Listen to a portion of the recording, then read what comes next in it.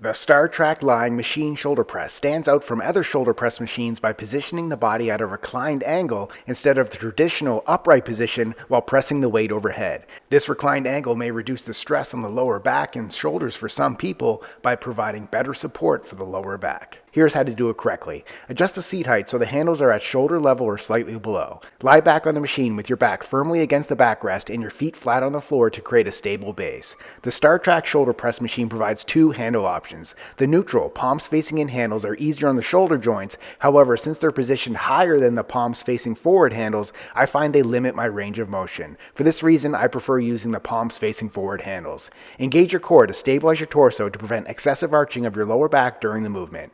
Exhale as you push the handles upward until your arms are fully extended. Avoid locking your elbows to maintain tension on the shoulder muscles. Keep the movement smooth and controlled rather than jerking the weights up or using momentum.